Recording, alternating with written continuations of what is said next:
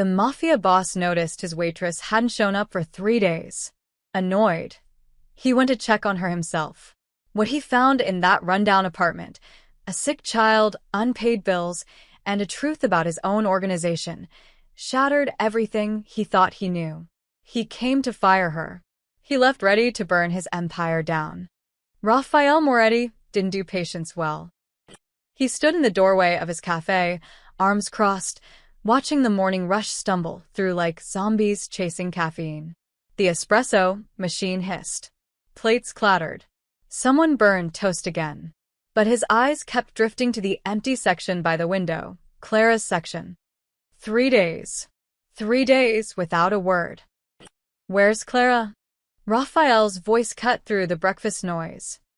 The other waitress, Jenny, nearly dropped her coffee pot. Nobody liked it when the boss showed up unannounced, especially not this boss. Most of the staff didn't know Rafael Moretti owned half the businesses on 5th Street, or that his consulting firm handled problems the police couldn't or wouldn't touch. Jenny's hands shook slightly. She called Monday morning, said there was an emergency, sounded really upset. And nothing. She hasn't answered her phone since. Raphael's jaw tightened. Clara Martinez had worked at Moretti's cafe for 2 years. 2 years of never being late, never complaining, never asking for anything. She smiled at rude customers. She covered shifts when people called in sick. She once told off his enforcer, Marco, for harassing a college kid who couldn't pay his tab, didn't even know Marco worked for Rafael, just saw a bully and stepped in.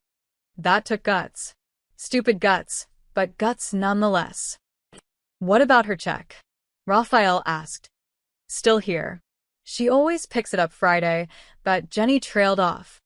Something cold settled in Rafael's chest. Clara had a kid, a little boy, maybe 6 or 7. He'd seen them once through the window after closing, the kid doing homework at a corner booth while Clara wiped down tables. The boy had been coughing pretty badly that night. Rafael pulled out his phone and walked into his office at the back. He dialed a number he used for problems that needed solving quietly. Vincent. I need an address. Whose? His driver's gravelly voice came through. Clara Martinez. Works at the cafe.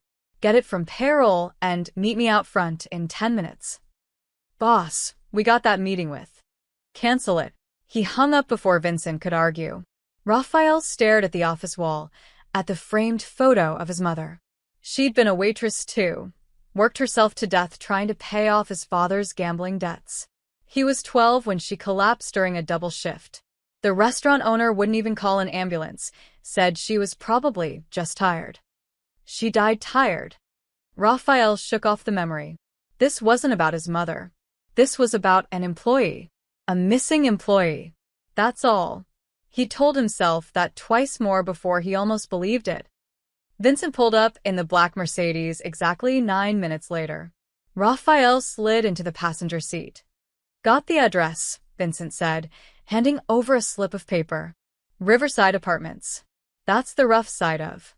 I know where it is. Drive. They moved through morning traffic in silence. Vincent knew better than to push when Rafael got like this. Quiet, tense, that look in his eyes like he was remembering things he'd rather forget. Riverside Apartments looked worse in daylight.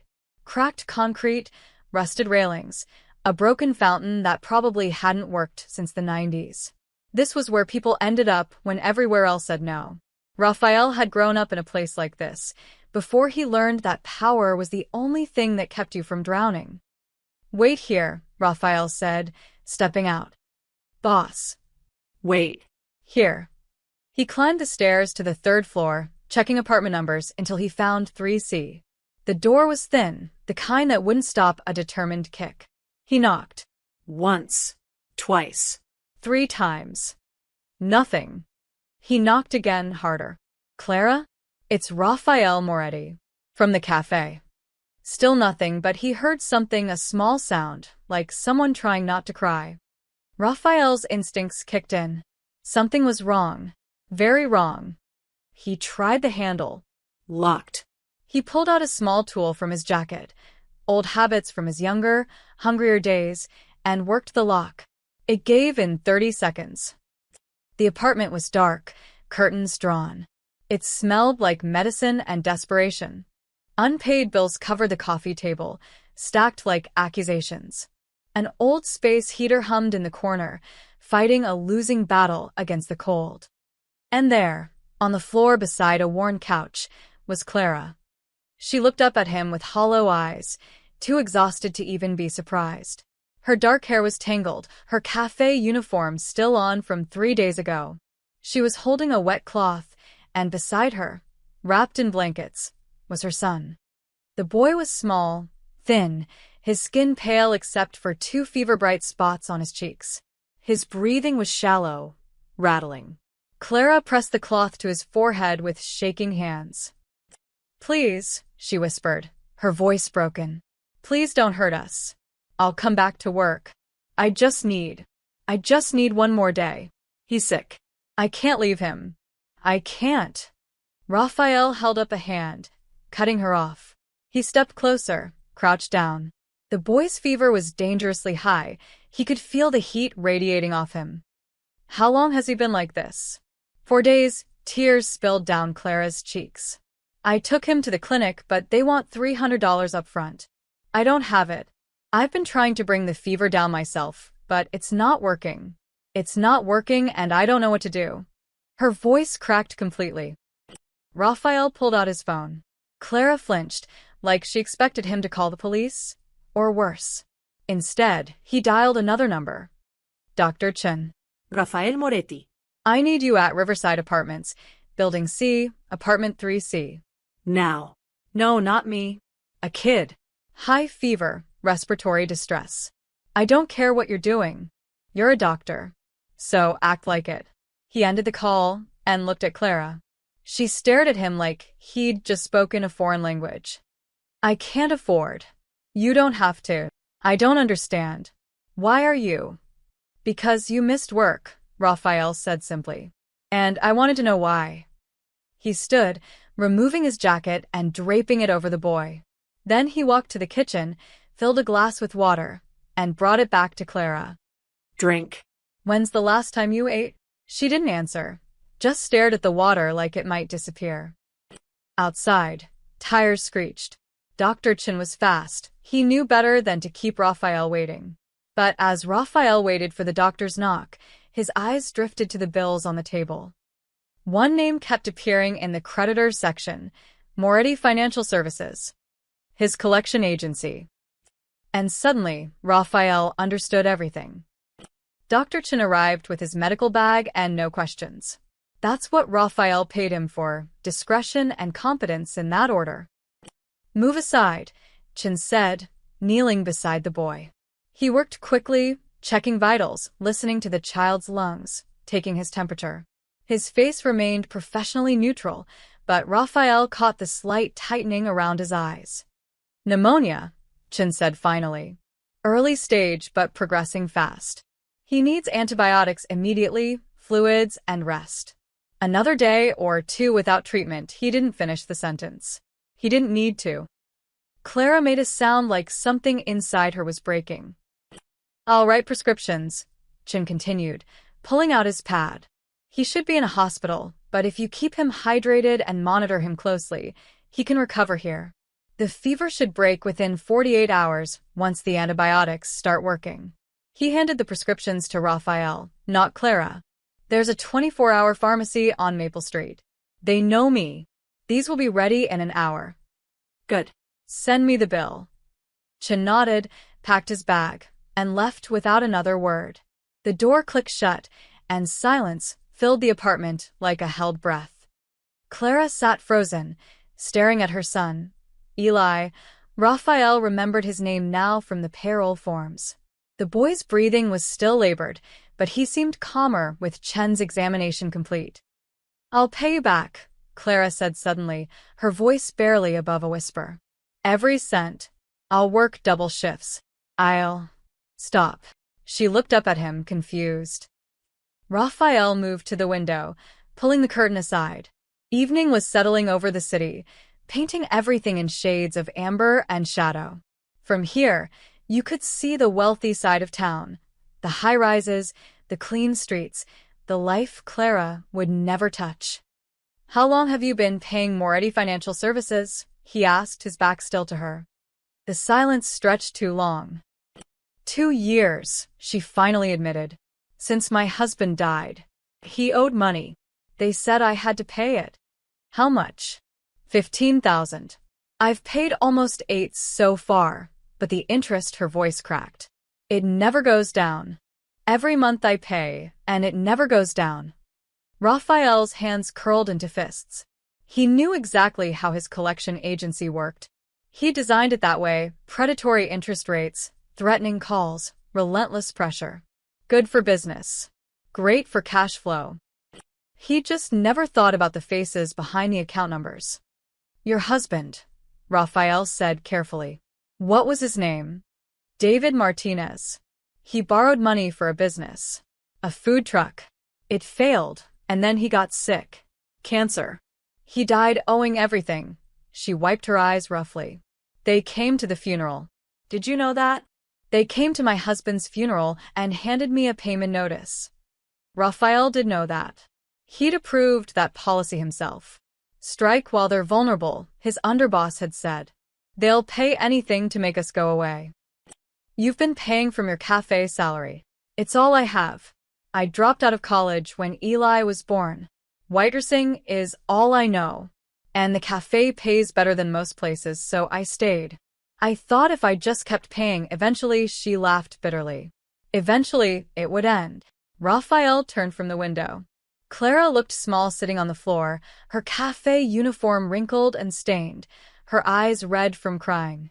She looked like his mother had, near the end, exhausted, defeated, drowning. "You don't owe anything," Raphael said. "What?" "Your husband's debt. It died with him. Legally, you're not responsible." Clara's face went pale. "But they said." "They lied."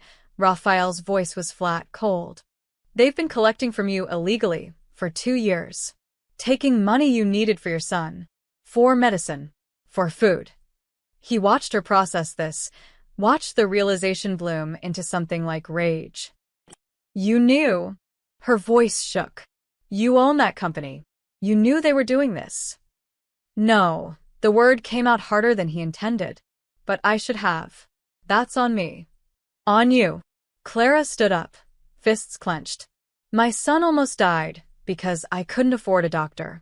I've been eating once a day so he could eat 3 times. I've been paying loan sharks, your loan sharks, instead of buying his medicine.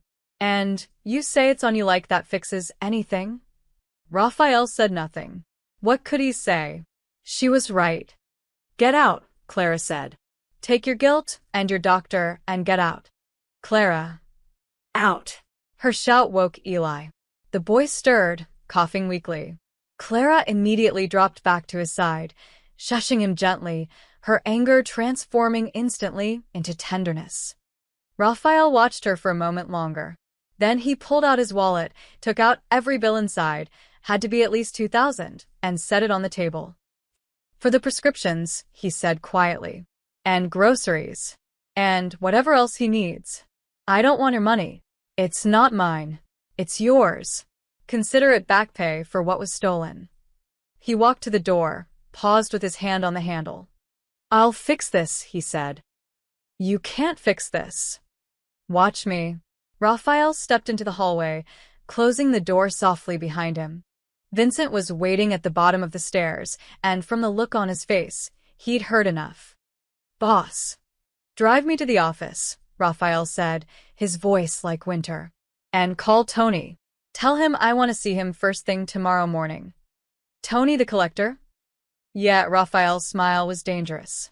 "We need to have a conversation about his business practices." Raphael didn't sleep that night. He sat in his office above the cafe, staring at a computer screen that made his blood run colder with every click. Files. Hundreds of them. Account after account in the Moretti Financial Services database, each one a name, a story, a life being bled dry. Vincent stood by the door, silent. He'd seen Raphael angry before, violent even. But this was different. This was the quiet kind of fury that preceded earthquakes. "Pull up the Martinez account," Raphael said. Vincent typed. The file appeared. David Martinez. Initial loan, $15,000. Date, March 2021. Status, deceased, August 2022. Collections transferred to Clara Martinez, spouse. Raphael scrolled down. Payment after payment. $300 here. $250 there. Every month for 2 years, like clockwork. The balance never dropped below $14,000. "Explain this to me," Raphael said, his voice dangerously soft. "She's paid almost $8,000. Why does she still owe 15? Vincent leaned closer, squinting at the screen. His face went pale. Boss. "These interest rates, they're not what we agreed on. Standard rate is 15% annually. This shows 42%. 42. Yeah. And look, there are fees added every month. Late fees, processing fees, collection fees. Some months she paid $300 and only $50 went to the principal." Raphael's jaw clenched, so hard his teeth hurt. "Who authorized this?" "According to the notes, Tony DeMarco." There it was. The name Raphael had expected, but hoped he wouldn't find. Tony had been with the organization for 8 years. Reliable. Efficient. A little rough around the edges, but good at collecting what was owed. Raphael had promoted him to head of collections 3 years ago, trusting him to run things cleanly. Clearly, that trust had been misplaced. "How many accounts show the same pattern?" Raphael asked. Vincent's fingers flew across the keyboard. A list populated, then kept populating. The number at the bottom climbed, 50 accounts, 100, 200. "Boss, there's over 300 accounts with inflated rates and hidden fees." Raphael stood abruptly, his chair scraping against the floor. He walked to the window overlooking 5th Street. Down below, early morning vendors were setting up. A baker. A newspaper stand. Normal people doing normal work, unaware that above them, a man was realizing he'd built his empire on their bones. "Calculate it," Raphael said. "How much has Tony stolen?" Vincent worked in silence for several minutes. When he finally spoke, his voice was grim. "Conservative estimate? About $2 million over 3 years. Could be more. These records only show what's documented. If he's skimming cash payments." $2 million, Raphael laughed, but there was no humor in it. "He stole $2 million from widows and broke families, and I didn't notice." "You trusted him to run collections." "That's not." "It's exactly my fault." Raphael turned from the window. "I built this system. I told them to squeeze every dollar. I just never asked who they were squeezing." He thought of Clara, working double shifts at minimum wage plus tips, handing over hundreds of dollars every month to pay a debt she never legally owed. He thought of her son, burning with fever, while she rationed medicine she couldn't afford. How many others? How many Claras had he created? "There's more, boss," Vincent said carefully. "More?" "I cross-referenced Tony's accounts with our obituary monitoring system. About 40% of these inflated accounts, the original borrowers, are dead. He's been collecting from surviving family members who don't know the law." Raphael's vision blurred red at the edges. "Get me everything. Every account Tony's touched. Every payment, every fee, every lie. I want documentation." "What are you going to do?" "What I should have done a long time ago." Raphael grabbed his jacket. "Where does Tony live?" "Boss, it's 5 in the morning. I asked where he lives." Vincent sighed. "Westwood. The new luxury condos on Bartlett Street." "Of course. Luxury condos." Tony was living in penthouses built with stolen money, while Clara slept on the floor next to her dying son. "Call him.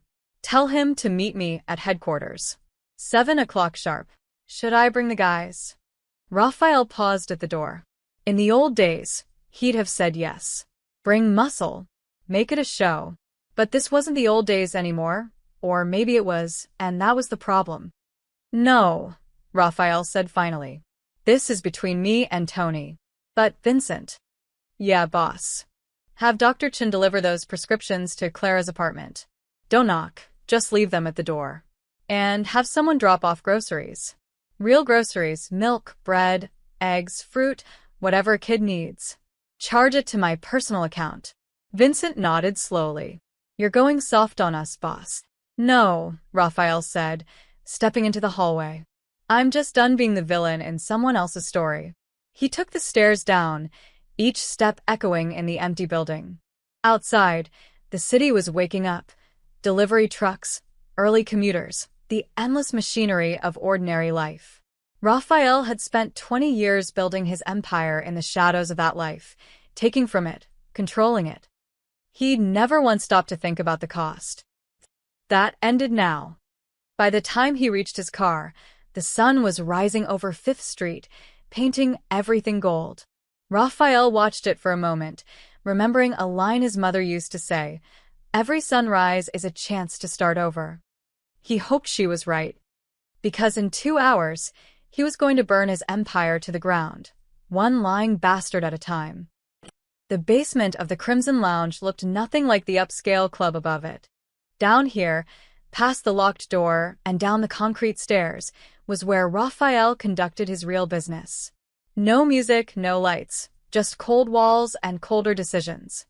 Tony DeMarco arrived at 7 sharp, cocky as ever. He wore an expensive suit, Armani if Raphael had to guess, and gold cufflinks that caught the fluorescent light.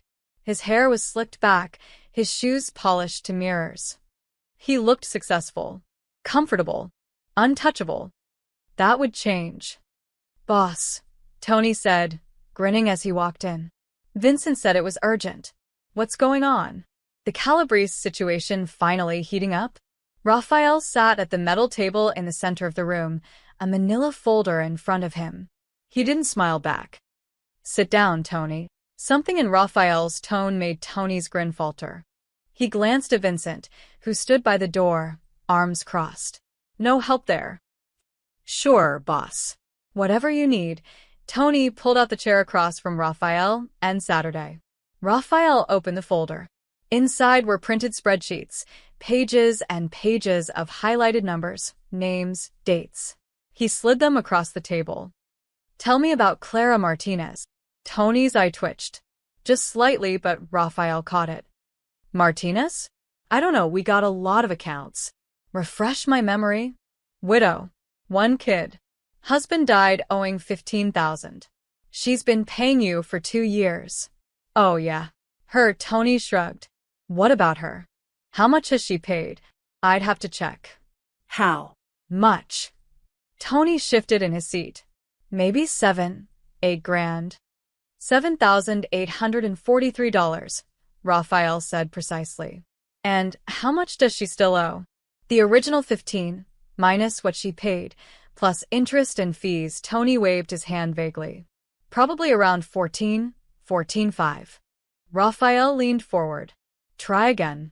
According to your records, she still owes $15,237. More than when she started. Well, yeah. Interest compounds, and there are processing fees, late fees. 42% interest. The room went silent. Tony's face paled slightly. Look, boss, the rates are competitive for high risk. Our standard rate is 15%. Who authorized 42? I made a judgment call. These accounts, they're high risk. Dead borrowers, unstable income. Who authorized you to collect from widows at all? Raphael's voice dropped to a whisper. The debt died with her husband. Legally, she owes nothing. Tony opened his mouth, closed it, then tried again. Boss, we've always operated in the gray areas. You know that. These people, they don't know the law. They're easy money. I've been running collections for 3 years, and you never. 300 accounts. Raphael slid another page across. 300 people you've been illegally extorting. $2 million in stolen money. Want to tell me where that money went, Tony? Because it sure as hell didn't make it to our books. Tony's cocky mask cracked completely. He looked like a trapped animal searching for an exit. I can explain. Then explain. Raphael's voice was ice. Explain how you've been stealing from widows and orphans while living in a luxury penthouse. Explain how one of my employees couldn't afford medicine for her dying kid because you were bleeding her dry. Explain why I shouldn't put a bullet in your head right now. Tony stood up abruptly, his chair scraping. Now wait a damn minute. Vincent moved from the door, fast and silent. His hand landed on Tony's shoulder, shoving him back down into the chair. The boss didn't say you could stand, Vincent said quietly. Tony was sweating now, his expensive suit suddenly looking like a costume. Raphael, come on. We've known each other for years. I've been loyal. Loyal? Raphael stood, his hands flat on the table. You've been robbing me, robbing the organization. Every dollar you stole, every family you destroyed, that's on my name. My reputation. You made me a villain to people who never even borrowed from me. You were just greedy. Raphael walked around the table slowly, like a predator circling prey. You saw vulnerable people, and you fed on them. And you did it using my name, my authority. Tony's eyes darted to the door, calculating. Vincent stepped in front of it. How many others know? Raphael asked. What? How many others in collections are running the same scam? Tony said nothing. Raphael grabbed him by the collar, yanking him up. How? Many. 5. Maybe 6. Tony gasped. We split the profits.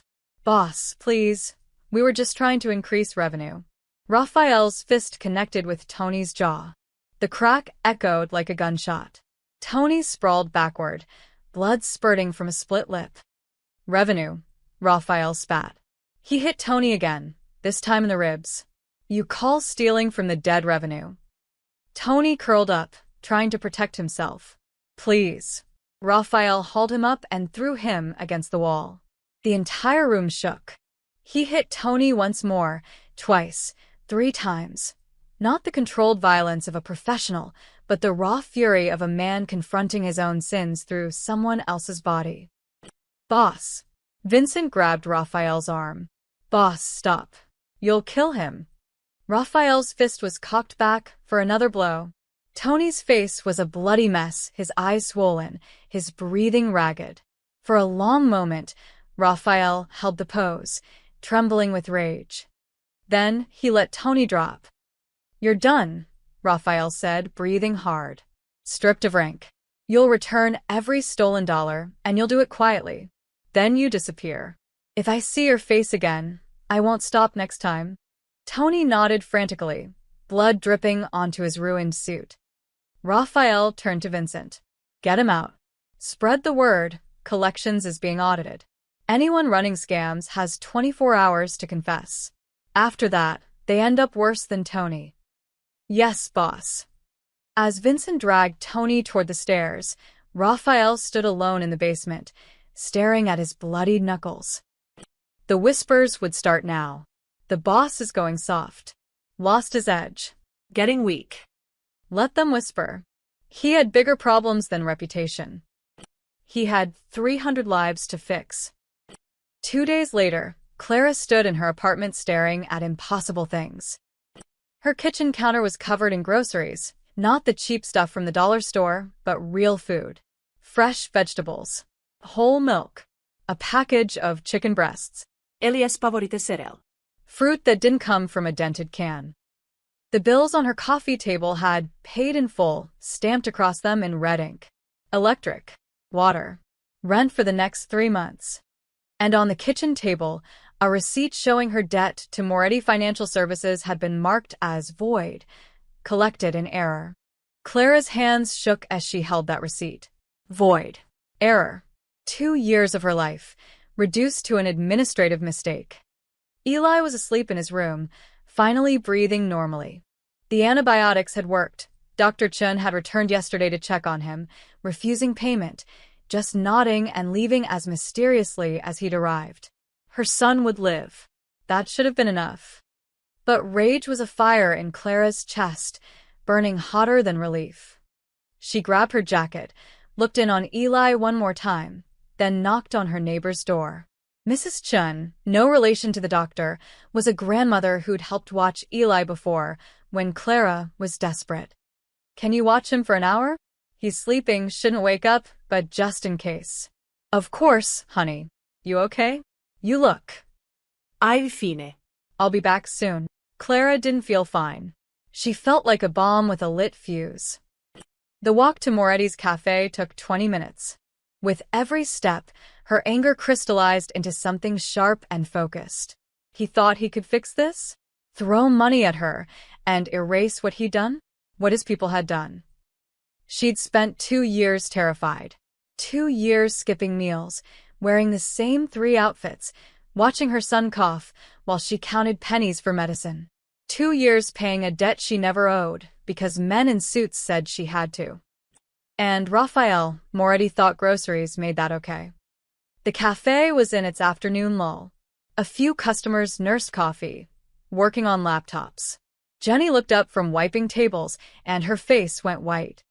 Clara, you're back. Is Eli. Where is he? Who? Moretti. Where is he? Jenny pointed toward the back office, her expression nervous. Clara didn't care. She marched past the counter, ignoring the employees-only sign, and threw open the office door. Raphael sat at his desk, reading something on his computer. He looked up, unsurprised. Clara. She slammed the receipt onto his desk. What is this? He glanced at it. Proof that you don't owe anything. I know I don't owe anything. I know your people lied to me for 2 years. Her voice was rising, but she couldn't stop it. You think you can just pay my bills and deliver groceries and that fixes it? Raphael stood slowly. No. I don't think it fixes anything. Then why? Why play hero now? Clara's eyes burned. Where were you 6 months ago when I was choosing between Eli's medicine and rent? Where were you a year ago when your collectors called me at midnight threatening to take my son if I didn't pay? Where were you when I was eating 1 meal a day so he could eat 3? Each question landed like a punch. Raphael took them all without flinching. You're right, he said quietly. Don't, Clara's voice cracked. Don't stand there and agree with me like that makes you noble. You built this. You're the reason I've been drowning. You don't get to be my savior. I'm not trying to be your savior. Then what? What do you want from me? She grabbed the receipt, crumpled it, and threw it at him. I don't need your pity. I don't need your charity. I need. Her voice broke completely. She stood there, breathing hard, tears streaming down her face, hating herself for crying in front of him. You need it to never have happened, Raphael said. I know, but I can't give you that. So, you give me groceries instead? I give you what I can. He moved around the desk, slowly, like approaching a wounded animal. The man who stole from you, he's gone. The others like him, they'll be gone soon. I'm restructuring everything. But that doesn't undo the damage. No. It doesn't. They stood there in the small office, the silence heavy between them. I paid back what was taken, Raphael continued. Your bills, your rent. That's not charity. That's restitution. You earned that money. My people stole it. I'm giving it back. And the groceries? The doctor? The doctor was because your son was dying. The groceries, he paused. Call it back pay.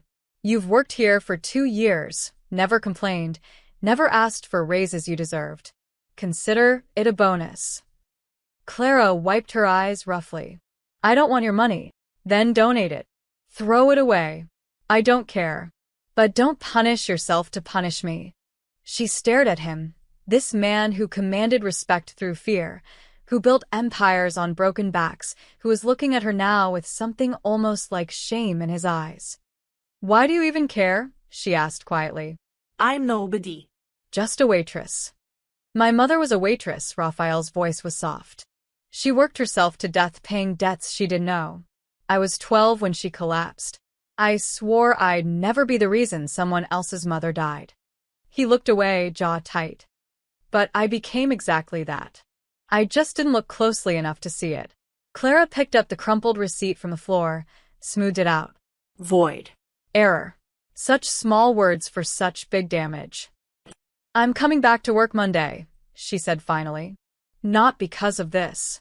Because I need the job and Eli needs insurance. But don't think we're square. We're not square, Raphael agreed. We'll never be square. Clara walked to the door, then paused. The man you fired. Tony. What happened to him? He won't bother anyone again. She nodded once and left. Raphael stood alone in his office, listening to her footsteps fade. Through the window, he watched her walk down 5th Street, shoulders straight despite everything. His phone buzzed. A text from Vincent. Council meeting tonight. They heard about Tony. They're not happy. Raphael typed back. Good. Let them be unhappy. The reckoning was just beginning. The backroom of Salvatore's restaurant smelled like cigar smoke and old money. Red leather booths lined the walls, and a single chandelier cast shadows that seemed to move on their own. This was where Raphael's council met, 5 underbosses who ran different arms of the organization, and his consigliere, Marcus Webb, who'd been with him since the beginning. They were waiting when Raphael arrived at 9 o'clock. You're late, said Frank Delacroix, head of their gambling operations. He was 50, gray at the temples, with eyes like a shark. I'm here now. Raphael took his seat at the head of the table. The others sat in their usual spots. Tommy Chin ran their protection rackets, Lisa Moreno handled money laundering, James Sullivan controlled their distribution networks, and Paul Ricci managed their real estate holdings. Marcus sat to Raphael's right, his expression carefully neutral. We need to talk about Tony, Frank said, not wasting time. Tony's done. What's there to talk about? You beat him half to death in front of witnesses, Lisa said. Her voice was controlled, but her fingers drummed on the table, a tell. She was angry. Then you stripped him of rank and kicked him out. That's not how we handle internal problems. He was stealing from us. From everyone. So you retire him quietly, Tommy interjected. You don't make a public spectacle. Now people are talking. They're saying you've gone soft. Raphael's jaw tightened. Soft. Your word, not mine, Tommy said, holding up his hands. But you've got to admit, boss, the optics are bad. You lose your mind over some waitress and her kid. Don't. Raphael's voice was quiet, dangerous. Don't finish that sentence. Silence fell over the table. Marcus cleared his throat. What Tommy means is that your actions have raised questions. In the past week, you've dismantled a profitable collection operation, beaten one of your own men, and paid off debts worth thousands of dollars. People are wondering about your priorities. My priorities are keeping this organization clean. Clean? Frank laughed harshly. Raphael, we're not clean. We've never been clean. We operate in the gray, and that's how we survive. You knew that when you built this empire. Maybe it's time to change how we operate. The words hung in the air like a grenade with the pin pulled. Paul Ricci, who'd been quiet until now, leaned forward. Change how? Raphael, our revenue comes from lending, collections, protection, and gambling. You start playing by the rules, we might as well work at banks. We're not talking about playing by rules, Raphael said. We're talking about not preying on people who can't fight back. Widows. Families. Kids. Since when do you care about that? Frank's voice was sharp. 3 months ago, you approved expanding collections into the South Side. Now suddenly you have a conscience. 3 months ago, I didn't see what it actually looked like. One woman, Frank said, shaking his head. One woman and her sob story, and you're ready to tear down everything we built. Raphael stood abruptly, his chair scraping. That one woman was being robbed by our people while her son was dying. Tony was stealing millions using our name, making us enemies in every neighborhood. You think that's good for business? We've always had enemies, Lisa said. That's the nature of what we do. Maybe we shouldn't be doing it anymore. The room went dead silent. Marcus closed his eyes briefly, like he'd been dreading this moment. The others stared at Raphael like he'd started speaking in tongues. What are you saying? Tommy asked carefully. Raphael looked at each of them in turn. I'm saying maybe it's time this empire tore itself down. Frank stood up, so fast his chair fell backward. Have you lost your mind? Sit down, Frank. No. I've been with you for 15 years, Raphael. 15 years of building this operation, taking risks, putting my neck on the line. And now you want to throw it all away because you feel guilty? It's not about guilt. Then what? Redemption? Frank laughed bitterly. You think going soft now erases 20 years of what we've done? You think that Waitress looks at you and sees anything but the man who destroyed her life? The words hit harder than Raphael wanted to admit. She's right to hate me, Raphael said quietly. And so is every other person we've hurt. That doesn't mean we keep hurting them. So, what's your plan? Lisa asked, her voice cold. We just stop, close up shop? What about the people who depend on us? The businesses we protect? We restructure. Keep protection, but make it actual protection, not extortion. Keep lending, but at legal rates, to people who can actually pay back. We clean up. And go broke in 6 months, Paul interrupted. Raphael, the margins on legal operations are nothing. We'd be lucky to break even. Then we break even. Frank slammed his hand on the table. This is insane. Marcus, talk some sense into him. All eyes turned to the consigliera. Marcus studied Raphael for a long moment, his weathered face unreadable. Raphael, he said finally, I've known you since you were 22 years old. I watched you build this organization from nothing. I've supported every decision you've made, even the ones I disagreed with. But one woman isn't worth tearing down your empire for. You save her, fine. You fix collections, good. But this? He gestured around the table. This affects everyone. Families, livelihoods, power structures across the city. You can't just decide to dismantle it because you feel bad. Raphael sat back down slowly. He looked at their faces, angry, concerned, confused. These were his people. He'd built this with them, for them. But he kept seeing Clara's face, her exhausted eyes, her dying son. I'm not asking for permission, Raphael said. I'm telling you how it's going to be. Frank threw his napkin on the table. Then you're going to be doing it alone. He walked out. After a moment, Tommy followed. Then Lisa. Paul hesitated, looked at Raphael, then shook his head and left. Only Marcus remained. You know they're going to move against you, Marcus said quietly. I know. You're choosing a stranger over your family. No, Raphael said, staring at the empty chairs. I'm choosing to stop being the monster, even if it kills me. Marcus stood, put a hand on Raphael's shoulder. Then I hope she was worth it. He left too. Raphael sat alone in the back room, surrounded by cigar smoke and the ghosts of his own decisions. His empire was cracking, and he'd struck the first blow himself. Sunday afternoon sun painted everything gold. Raphael sat in his car across from Bennett Park, watching through tinted windows. He shouldn't be here. He had a dozen fires to put out, council members plotting, operations falling apart, loyal soldiers questioning his sanity. But he was here anyway. Clara sat on a bench near the playground, a book open in her lap. She wasn't reading it, though. She was watching Eli, who was running around the jungle gym with the manic energy of a kid who'd been sick for too long. His laughter carried across the park, bright and pure. The boy looked healthy. Pink cheeks, clear eyes, full of life. Raphael felt something unfamiliar twist in his chest. He remembered being that age. 7 years old, before everything went dark. His mother would take him to a park not unlike this one, smaller, more rundown, but still a park. She'd pack sandwiches they couldn't afford and pretend they were on a grand adventure. Even then, she'd been exhausted, working doubles at the diner to pay off his father's debts. He remembered the day she collapsed. He'd been playing on the swings, and suddenly she was on the ground, hand pressed to her chest. Other mothers had screamed for help while Raphael stood frozen, watching his world end in slow motion. She died 3 days later. Heart attack, the doctors said. But Raphael knew the truth. The debt had killed her.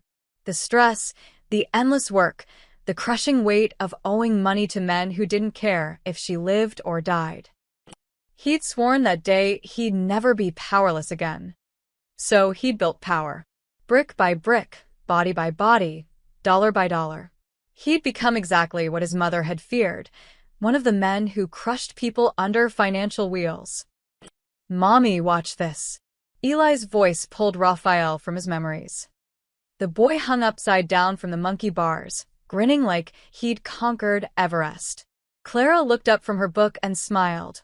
Really smiled, the first genuine happiness Raphael had seen on her face. "Very impressive, baby. Be careful."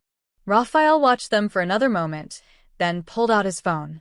He scrolled through his contacts, stopping on a name he hadn't called in months. Richard Chun, his accountant. Not Dr. Chun, different Chun. Raphael was realizing he knew a lot of Chuns. "Richard, I need you to pull files on all our collection accounts for the past 5 years. All of them? Boss, that's thousands. Every single one where the original borrower is deceased, and we're collecting from family members. I want names, amounts paid, current balances. That'll take days. Then start now." And Richard? "I want a second list. Everyone we've collected from illegally. Widows, children, anyone who didn't actually owe the debt." Silence on the other end. "Boss, if we're admitting to illegal collections, that's the liability." "I don't care about liability. I care about fixing it." Can you do it or not? Yeah. "Yeah, I can do it. But, Raphael, what are you planning?" "The right thing."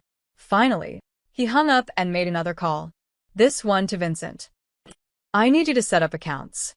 Anonymous accounts can't be traced back to us. We're going to start paying people back." "Paying back who?" "Everyone we stole from. Every widow, every family, every person we bled dry. We're going to make them whole." Vincent was quiet for a long moment. "Boss, do you know how much money that is?" "I don't care. The council will lose their minds. The council already lost their minds. This is happening, Vincent. With or without them." "Okay," Vincent's voice was steady, loyal. "I'm with you. But Raphael, watch your back. Frank was at Tommy's place last night. They're planning something. Let them plan." Raphael ended the call and looked back at the park. Clara was pushing Eli on the swings now, both of them laughing. A normal Sunday. A normal moment. The kind of thing Raphael had stopped believing in years ago. His phone buzzed with a text from Marcus. "You need to see this." An image loaded.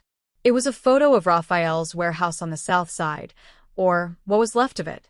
Flames still smoldered in the wreckage. Fire trucks surrounded the building. Another text, "No casualties." Happened at 2 a.m. Arson. Message from the council. Raphael stared at the burning building. That warehouse held inventory worth $500,000. The council was making their position clear. Fall in line or watch everything burn. He should have felt angry. Instead, he felt relieved. Let it burn. All of it. The whole rotten structure could collapse. Maybe something better would grow from the ashes. He looked back at Clara and Eli one more time. The boy was showing his mother a dandelion he'd picked, presenting it like a rare treasure. She took it with mock solemnity, tucking it behind her ear. Eli clapped with delight. Raphael started his car. As he pulled away from the curb, he caught Clara's reflection in his side mirror. She looked up, noticed the black Mercedes leaving. For a moment, their eyes met in the reflection, or maybe he imagined it. He drove away, leaving them to their Sunday afternoon peace.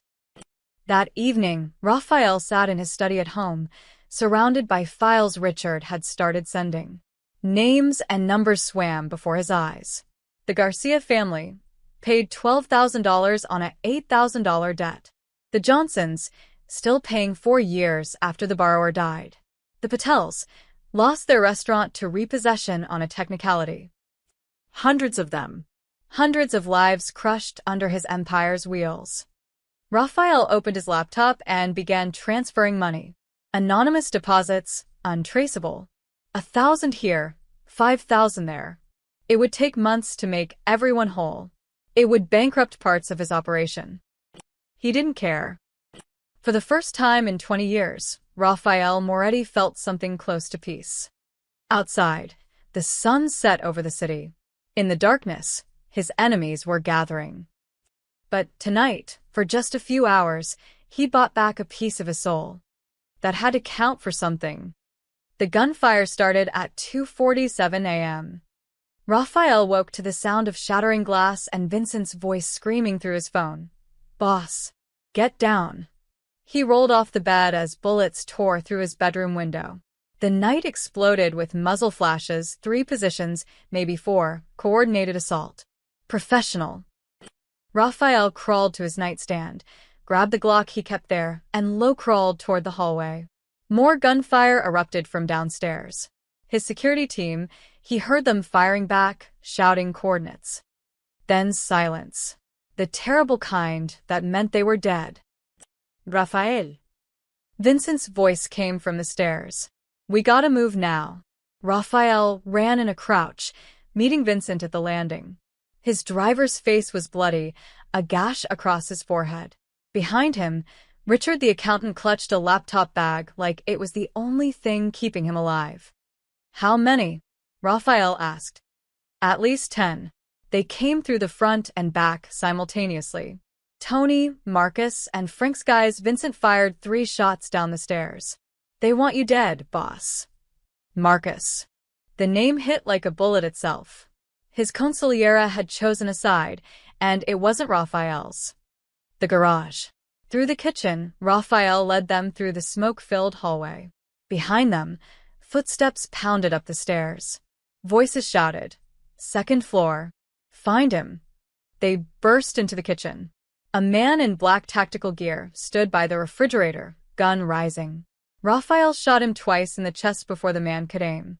The body fell, and they jumped over it. The garage was chaos. Raphael's cars were blocked by a black SUV. Someone had planned this carefully, cut off all the exits. "The Ducati," Vincent said, pointing to Raphael's motorcycle in the corner. "That only fits 2. Then you 2 go. I'll hold them off." Vincent was already positioning himself behind a concrete pillar. "Vincent. Boss, go." Vincent fired back toward the kitchen door as shadows appeared. "You die. This was all for nothing. Richard has the files, the evidence, everything. Get them out." Raphael hesitated 1 second too long. An explosion rocked the garage. Someone had thrown a grenade. The blast threw them all sideways. Raphael Siron. Through the smoke, he saw Vincent struggling to his feet, blood streaming from his nose. "Go!" Raphael grabbed Richard, hauled him toward the motorcycle. His hands shook as he started it. Years since he'd ridden, but muscle memory kicked in. The engine roared to life. Behind them, Vincent's gun barked 3 times, then 6 more. Then silence. Raphael didn't look back. He couldn't. The Ducati screamed out through the garage's side exit, bullets sparking off the concrete behind them. Richard clung to Raphael's back, the laptop bag pressed between them. They burst onto the street, tires squealing, and Raphael opened the throttle. The mansion exploded. The shockwave nearly threw them off the bike. Raphael fought for control as flames consumed his home.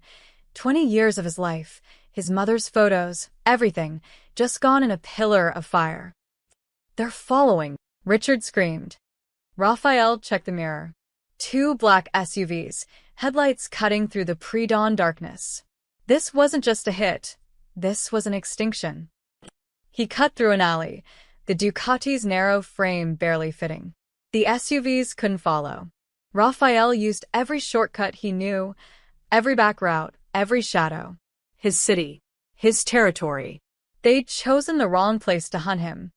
20 minutes later, they stopped at an abandoned factory by the docks. Raphael killed the engine, and they sat in the darkness, breathing hard. "Vincent?" Richard asked quietly. Raphael said nothing. He didn't have to. Richard clutched his laptop bag tighter. He saved these files. All the evidence of what they've been doing. Names, dates, everything. Good, Raphael's voice was hollow. At least he died protecting something that mattered. They sat in silence, watching the sky lighten in the east. Raphael's phone was dead, probably destroyed in the explosion. No way to contact anyone. No way to know who else had betrayed him. What now? Richard asked. Raphael looked at the factory, at the broken windows and rusted equipment. He'd owned this place once, used it for storage. Now it might be his tomb. Now we figure out who's left standing. Raphael stood, his body aching from the blast. The council turned on me. Marcus turned on me. How many others? I don't know. But boss, Richard pulled out his laptop, powering it on. Before everything went to hell, I finished the lists you wanted. Every illegal collection. Every stolen dollar. It's all here. The laptop screen glowed in the darkness. Hundreds of names. Thousands of transactions. A complete record of Raphael's sins. Why did you grab that? Raphael asked. Why not just run? Richard looked at him with tired eyes. Because Vincent died protecting it. Because you were trying to fix things. Because he shrugged. Because somebody has to do the right thing, even when it's too late. Raphael's chest tightened. Two men had just sacrificed everything for his redemption arc. Vincent was dead. Richard was here, bleeding and scared, but still here. They'll come after Clara, Raphael said suddenly. What? Frank, Marcus, the others. They know she's why I changed. They'll think she's leverage. Raphael's blood ran cold. They'll go after her and her son. Boss, we barely escape with our lives. We can't. I have to warn her. Raphael looked out at the city, at the distant lights of 5th Street where Clara lived, where Eli slept safely for now. His empire had turned against him. His home was ash. His closest friend was dead. But if they touched Clara, if they hurt that boy, Raphael would burn the whole city down. Starting with everyone who'd betrayed him. Clara woke to sirens. Not unusual in her neighborhood, there were always sirens. But these were close, multiple police cars, their lights painting her bedroom walls red and blue. She got up, went to the window, and looked down. 4 police cruisers blocked the street. Officers were talking to Mrs. Chun, her neighbor, who kept pointing up at Clara's building. One cop looked up, and Clara instinctively stepped back from the window. Her heart hammered. This was about Raphael. It had to be. She checked on Eli, still asleep, thank God, then threw on jeans and a sweater.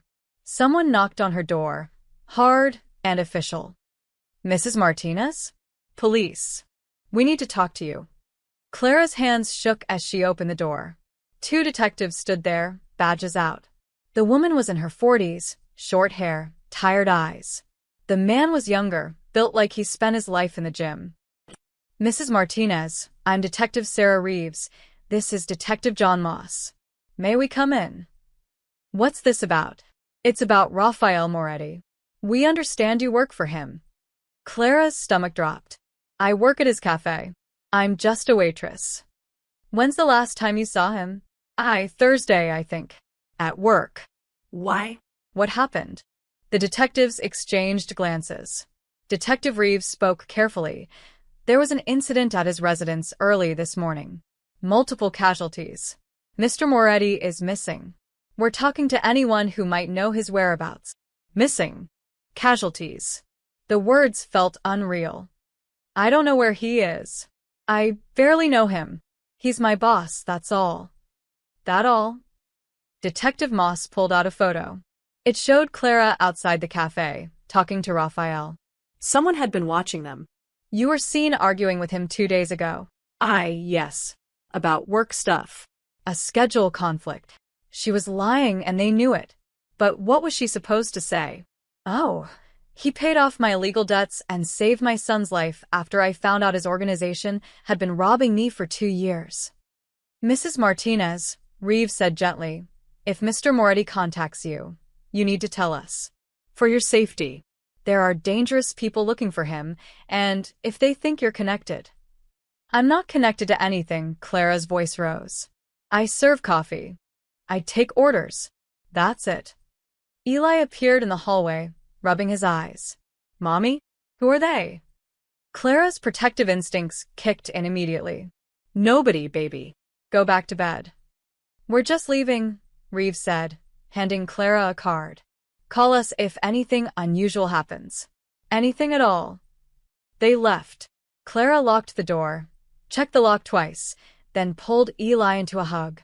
What's wrong? He asked, sensing her fear. Nothing. Everything's fine. But everything wasn't fine. Clara spent the rest of the morning packing. She didn't have much: clothes, some toys, important documents. If Raphael was in trouble with people dangerous enough to attack his home, she wanted to be far away when they came looking for connections. Mrs. Chen knocked around 10. Honey, those police scared me. What's going on? I don't know, but we're leaving for a few days. Visiting my sister upstate. Clara didn't have a sister. Mrs. Chen didn't question it. By noon, Clara and Eli were in her ancient Honda, heading toward the highway. She had maybe $300, enough for a motel and food for a week. Then she'd figure something out. Maybe another city. Maybe change their names. She was 2 blocks from the on-ramp when a black car pulled behind her. Clara's breath caught. She pressed the gas. The black car matched her speed. Mom? Eli looked worried. It's okay, baby. She took a sudden right turn. The black car followed. Clara's heart pounded so hard she could hear it. She took another turn, then another, trying to lose them in the maze of streets. The black car stayed with her. Clara pulled into an alley. Mistake. She realized it too late. Dead end. She slammed on brakes, threw the car in reverse, but the black car blocked the exit. Lock your door, Clara told Eli, her voice shaking. Don't open it for anyone. She grabbed her phone, ready to call 911, when the driver's door of the black car opened. Raphael stepped out. He looked like he'd been through a war. His clothes were torn and bloody, his face bruised, his left arm hanging awkwardly. But he was alive. Clara's emotions crashed together: relief, anger, fear, confusion. She got out of her car. What the hell are you doing? Following you. Making sure you're safe. Safe? The police were at my apartment. They think I'm connected to you. You are connected to me. That's the problem. Raphael limped toward her, grimacing with each step. My people turned on me last night. Tried to kill me. My house is gone. My friend is dead. And they know about you. Clara felt ice in her veins. Know what about me? That you're why I changed. They think you're leverage. They'll come after you to get to me. Then stay away from me. Clara's voice cracked. I don't want your protection. I don't want any of this. Too late. You're already in it. Because of you. Everything bad in my life has been because of you. Raphael flinched, like she'd hit him. I know. Eli's voice came from the car. Mom? Is that the cafe man? Clara turned. Eli had unlocked his door, was climbing out despite her orders. Kids never listened when it mattered. Eli, get back in the engine roared. Clara spun around. Another car, a silver sedan, screeched into the alley entrance, blocking them incompletely. 3 men got out. Clara didn't recognize them, but Raphael did. His face went pale. Get behind me, Raphael said quietly, pulling a gun from his jacket. Clara grabbed Eli, pulled him close. Her son was asking questions she couldn't answer. The 3 men walked toward them slowly, guns already drawn. Raphael Moretti, the lead man said. He was middle-aged, gray hair, expensive suit under a bulletproof vest. You've been a difficult man to find, Marcus. Raphael's voice was cold. Didn't expect you to do the dirty work yourself. For you?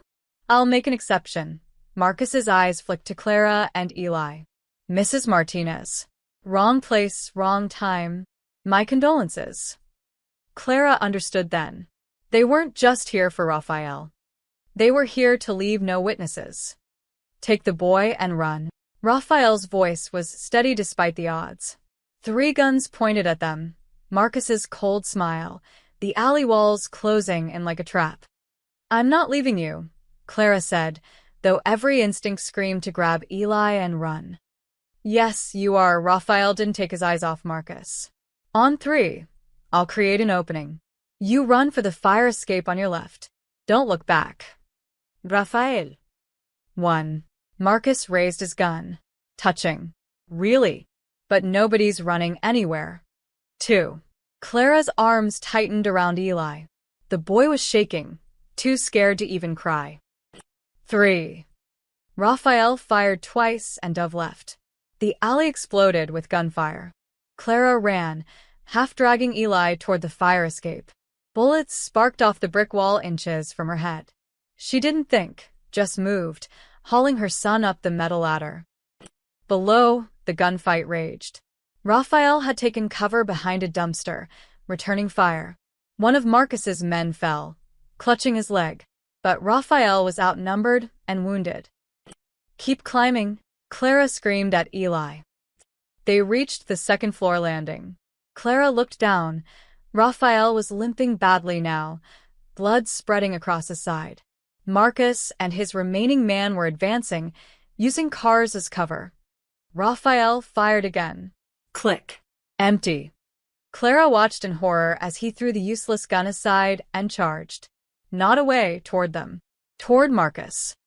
He crashed into the first gunman, a brutal tackle that sent them both sprawling. Raphael's fist connected with the man's jaw once, twice. Then he grabbed the fallen gun and rolled. Marcus fired. The bullet caught Raphael in the shoulder. He spun but didn't go down, firing back from his knees. Marcus ducked behind the silver sedan. Raphael. Clara screamed. He looked up, blood streaming from multiple wounds. Their eyes met. In that moment, Clara saw everything, his regret, his determination, his acceptance that this was how it ended. Get him out of here, Raphael mouthed. Then he stood impossibly, stupidly, and charged at Marcus's position. Clara didn't wait. She pulled Eli up the last ladder, onto the roof, and ran. Behind her, more gunshots. She didn't count them. Didn't want to know which one found its target. They crossed 3 rooftops before Clara's legs gave out. She collapsed behind an air conditioning unit, Eli sobbing in her arms. Is he dead? Eli whispered. Is the cafe man dead? Clara didn't answer. She held her son and listened to the distant sirens and tried not to imagine Raphael bleeding out in that alley. 3 hours later, they were in a women's shelter on the east side. Clara had given a fake name, said they were running from an abusive ex. The woman at the desk hadn't asked questions. Eli finally slept, exhausted from fear. Clara sat awake, staring at the walls, replaying everything. Her phone buzzed. Unknown number. She almost didn't answer, but something made her pick up. Clara, Raphael's voice was barely a whisper. You made it out. Oh my God. You're alive. For now, he coughed, a wet sound that made Clara's chest tighten. Marcus is dead. His men are dead. But I'm not doing great. Where are you? The factory. The docks. Where I told you about, his breathing was labored. I need you to do something for me. Raphael, you need a hospital. Hospital means police. Police means questions. Questions get you involved, he coughed again. Listen. Richard. My accountant, he's here. He has a laptop. Everything's on it. All the evidence of what we did, who we hurt. I need you to take it. Why me? Because you're the only person left I trust, his voice was fading. Take it to the police. Tell them everything. The collections, the scams, all of it. Let them tear it all down. I'm not leaving Eli to. Bring him. It's safer than staying hidden. Once the truth is out, they can't touch you. You're a witness, not a target, he paused, breathing hard. Please, Clara. Let something good come from this. Clara closed her eyes. Every rational part of her brain screamed to hang up, to disappear, to protect her son from this nightmare. But she thought about the 2 years of illegal payments, the other families still being bled dry. The system Raphael had built that would just keep grinding people up unless someone stopped it. Where exactly? She asked quietly. He gave her the address. Thank you, he whispered. For everything. For standing up to Marco that night. For showing me what I'd become. The line went dead. Clara sat there, phone pressed to her ear, listening to silence. Mom? Eli's sleepy voice. Where are we going? She looked at her son, this beautiful, innocent child who'd almost died because of debts he never owed, who'd almost been killed in an alley because his mother made coffee for the wrong man. We're going to end this, Clara said. She grabbed their bag, took Eli's hand, and walked out of the shelter. The factory was 40 minutes away by bus. Dawn was breaking when they arrived, an abandoned warehouse by the water, windows broken, graffiti covering the walls. Clara found Richard sitting outside, clutching a laptop, covered in blood that wasn't his. He sent you, Richard said. Not a question. Where is he? Richard pointed inside. He wanted to watch the sunrise. Said it reminded him of his mother. Clara told Eli to wait with Richard, then walked into the factory alone. She found Raphael in a shaft of morning light, slumped against a concrete pillar. 2 bullet wounds in his chest, 1 in his side. Blood everywhere. His eyes were open, watching the sun paint the sky gold through the broken roof. You came, he said, smiling weakly. Clara knelt beside him. You're dying. Yeah, he didn't seem scared. But I saw one good thing first. You and Eli safe. That counts for something. Raphael. Take the laptop. Give it to Detective Reeves. She's clean. She'll use it. His hand found hers, cold and trembling. Promise me you'll start over. New life. New name if you need to. Take Eli somewhere safe. What about you?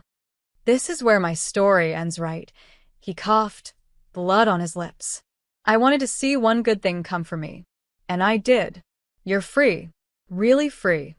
Tears streamed down Clara's face. I still hate you. Good. You should. His smile was sad, genuine. But maybe tell Eli that the cafe man tried to do one decent thing at the end. His eyes were closing. Raphael, stay awake. Clara, his voice was barely audible now. Thank you for reminding me I was human. The light in his eyes dimmed. His hand went slack in hers. Clara sat there as sirens wailed in the distance, holding the hand of a man who destroyed her life and then died trying to fix it. The sunrise painted everything gold, indifferent to tragedy. Clara didn't know how long she sat there, holding Raphael's hand as it grew cold. The sunrise he'd wanted to see spread across the factory ruins like spilled paint, amber and gold and crimson, beautiful and terrible at once. She wondered if his mother had seen sunrises like this, working those double shifts, dying tired and broke. She wondered if Raphael had thought about her in those final moments. Mom. Clara turned. Eli stood in the doorway with Richard, his small hand gripping the accountant's sleeve. The boy's eyes were wide, taking in the scene, his mother kneeling beside a body, blood everywhere, morning light making it all look surreal. Is he sleeping? Eli asked softly. Clara's throat tightened. Yes, baby. He's sleeping. Will he wake up? She looked at Raphael's face, peaceful now, finally free of whatever demons had chased him. No. He won't wake up. Eli was quiet for a moment. Then he saved us. In the alley. Yes. He did. So, he was good. Clara didn't know how to answer that. Was Raphael good? He'd built an empire on suffering. He'd approved policies that destroyed families. His organization had stolen from her for 2 years, nearly killed her son through neglect. But he'd also tried to fix it. He'd beaten his own men for lying. He'd paid back what was stolen. He'd died protecting her and Eli from the monster he'd created. He tried to be, Clara said finally. At the end, he tried. Richard stepped forward, still clutching the laptop. We need to leave. Police will be here soon, and we need to decide what we're doing with this. He gestured to the laptop. Clara gently laid Raphael's hand down and stood. Her legs were numb from kneeling. He wanted us to take it to the police. Detective Reeves. You understand what that means? Richard's voice was strained. Everything comes out. The collections, the corruption, all of it. His whole organization gets exposed. Good. But you'll be involved. You'll have to testify. Tell them everything. They'll dig into your life, question you for months. I don't care. Clara's voice was stronger than she felt.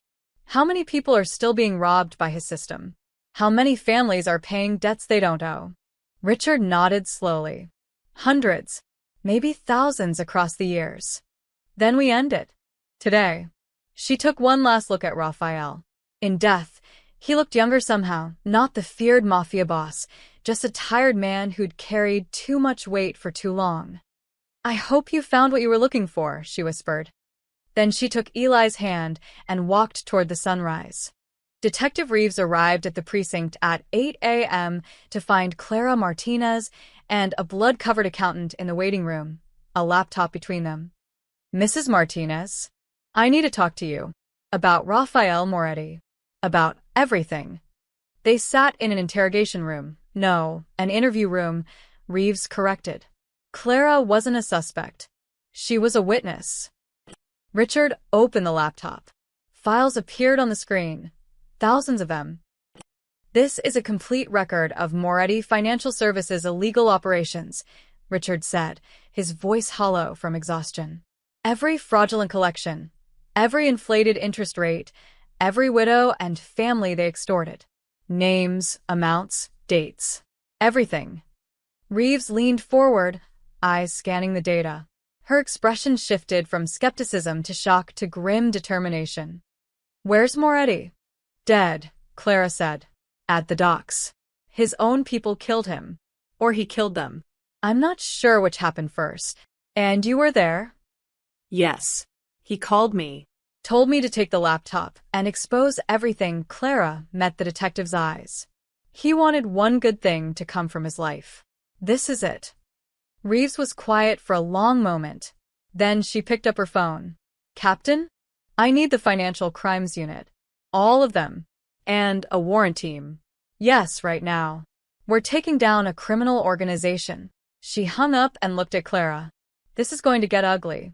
Press, lawyers, probably death threats. Are you sure? Clara thought about the bills stacked on her coffee table. The empty medicine bottles. Eli burning with fever, while she chose between food and treatment. She thought about Raphael's last words. Let something good come from this. I'm sure. The next 6 hours were a blur. Detectives, FBI agents, federal prosecutors. Clara told her story again and again. The illegal collections, Tony's threats, Raphael's attempt at redemption. Richard corroborated everything, pulling up files to prove each claim. By afternoon, raids were happening across the city. Moretti Financial Services. The Crimson Lounge. A dozen shell companies and front operations. Agents seized computers, arrested the remaining council members, froze bank accounts. The empire Raphael built was crumbling in real time. Clara watched it on the break room TV, Eli asleep in her lap. News helicopters showed police leading Frank Delacroix out in handcuffs. Then Tommy Chun. Then Lisa Moreno. Mrs. Martinez? A young prosecutor approached. We've reviewed the evidence. You and approximately 300 other families were defrauded of payments. We're setting up a restitution fund. You'll get back everything you paid plus damages. Clara nodded numbly. Money. After everything, it came back to money. There's something else. The prosecutor handed her an envelope. This was in Moretti's safety deposit box. He'd designated you as beneficiary if anything happened to him. Filed it a week ago. Clara opened the envelope with shaking hands. Inside was a deed. To an apartment building. Her apartment building. And a letter. Clara, by the time you read this, I'll probably be dead. The council won't let me dismantle what we built. They'll come for me, and I'll deserve it. This building is yours now. Free and clear. Do what you want with it. Sell it. Rent it. Burn it down. I don't care. I just wanted you to own something that couldn't be taken away. I wanted to see one good thing come for me. I'm sorry for everything. For your pain. For Eli's suffering. For the 2 years I stole from you. Sorry doesn't fix it. Nothing fixes it. But maybe this is a start. Live well. That's the best revenge. Clara read it twice, tears blurring the words. Around her, the precinct buzzed with activity, the systematic destruction of a criminal empire. Evidence tagged. Charges filed. Justice finally grinding forward. But all she could think about was a dying man watching the sunrise, hoping one good deed would balance against a lifetime of bad ones. Mom, Eli stirred, rubbing his eyes. Can we go home now? Clara folded the letter carefully and tucked it back in the envelope. Yeah, baby, she said, her voice breaking. We can go home. And for the first time in 2 years, she actually believed it. 6 months later, the coastal town of Seabrook was everything the city wasn't: quiet, slow, clean. The kind of place where people knew their neighbors and left their doors unlocked. Where kids rode bikes without supervision and the biggest crime was someone's dog getting into someone else's trash. Clara stood outside her new cafe, watching the ocean waves crash against the rocks. The sign above the door read Moretti's Promise in simple, elegant letters. She debated the name for weeks, but ultimately decided Raphael's attempt at redemption deserved to be remembered, even if his sins couldn't be forgotten. The cafe was small, 12 tables, a counter, an espresso machine that actually worked. She'd used the money from selling her old apartment building to buy this place. The restitution fund had helped too. Between that and Raphael's final gift, she'd had enough to start over properly. Really start over. Mom. The cranberry muffins are ready, Eli called from inside. Clara smiled. Her son had grown in 6 months, taller, healthier, happier. The nightmares about the alley had finally stopped last month. His therapist said he was resilient. Clara knew he was just tired of being scared. She walked inside. The cafe smelled like coffee and fresh pastries. Morning light streamed through the windows, painting everything warm. 3 customers sat at different tables, locals, regulars already. Mrs. Chun from next door, a different Mrs. Chun, no relation to anyone from her old life. Mr. Jacobson, the retired teacher. Sarah, the young mother with twins who always ordered decaf. Normal people living normal lives. These look perfect, Clara said, examining Eli's muffins. You're getting good at this. Can I be a baker when I grow up? You can be anything you want. The bell above the door chimed. A man in a delivery uniform entered, carrying a small package. Clara Martinez? That's me. He handed her the package and left. Clara turned it over. No return address, just her name and the cafe's address. Her stomach tightened. Even after 6 months, unexpected packages made her nervous. She opened it carefully. Inside was a sealed envelope and a single photograph. The photo showed Raphael's old cafe on 5th Street. But it looked different, renovated, repainted, a new sign.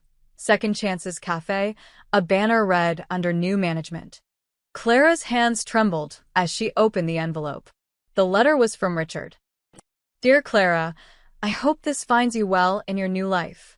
I am writing to tell you what happened to the old cafe.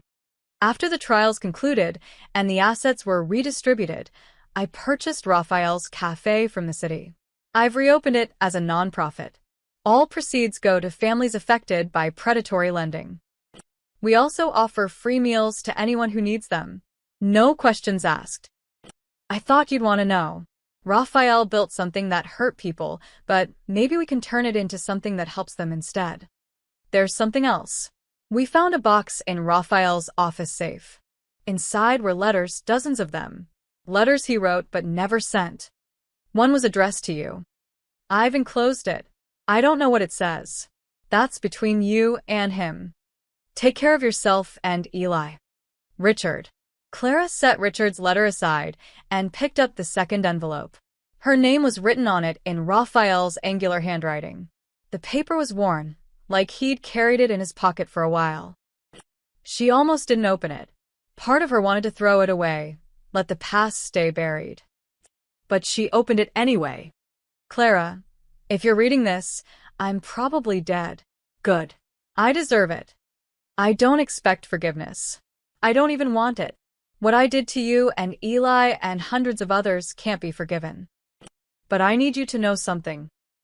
When you stood up to Marco that night, when you defended that kid without knowing who Marco was or what he could do, you reminded me that people like you exist. People who do the right thing even when it costs them. I'd forgotten that kind of person was real. My mother was like that. She worked herself to death, trying to do right by me. I watched her die, and I swore I'd never be powerless again. But I became the thing that killed her. I became the debt collector, the predator, the monster. You made me see that. And I hated you for it. Then I saw Eli, sick and dying while you paid my collectors instead of buying his medicine, and I hated myself more. I can't undo the damage. But maybe I can stop it from continuing. Live well, Clara. Raise that beautiful boy. Build something good. Let your life be the good thing that came from mine. Thank you for your courage. Thank you for showing me what I'd lost. I hope you find peace. Rafael Moretti. Clara folded the letter slowly, tears streaming down her face.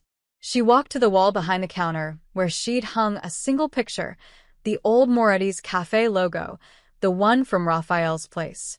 She'd kept it as a reminder. Not of him, but of survival. Of starting over. Of second chances. Mom? You okay? Eli appeared beside her. Clara wiped her eyes and smiled. Yeah, baby. I'm okay. Who was the letter from? An old friend. Someone who made mistakes, but tried to fix them at the end. Did he fix them? Clara looked at the photo of the renovated cafe, at Richard's letter about helping families, at her own cafe full of peaceful morning customers. I think he's still trying, she said quietly. The bell chimed again. More customers. The morning rush was starting. Clara tucked the letter into her apron pocket and got to work, taking orders, making coffee, serving food. Simple, honest work. The kind her own mother would have been proud of. Outside, waves crashed against the shore in their endless rhythm. The sun climbed higher, burning away the morning fog. In the distance, a child's laughter carried on the wind. Clara paused at the window, coffee pot in hand, and watched Seabrook wake up to a new day. Somewhere in the city, Richard was opening Second Chances Cafe, serving free meals to people who needed them. Somewhere, families were receiving restitution checks, finally free of debts they never owed. And somewhere, maybe, a man's final act of redemption was still rippling outward, touching lives he'd never meet. Clara smiled softly and returned to the counter where Eli was arranging muffins, humming to himself. Hey, Ellie. Yeah, Mom? I'm proud of you. You know that. He grinned. I know. You tell me every day. Good. Don't forget it. The bell above the door rang softly, a gentle sound, like a promise kept. For the first time in what felt like forever, Clara's life was her own. No debts. No fear. No looking over her shoulder. Just mornings filled with coffee and sunlight, and a son who would grow up knowing his mother fought for their freedom and won. That was enough. That was everything. The end.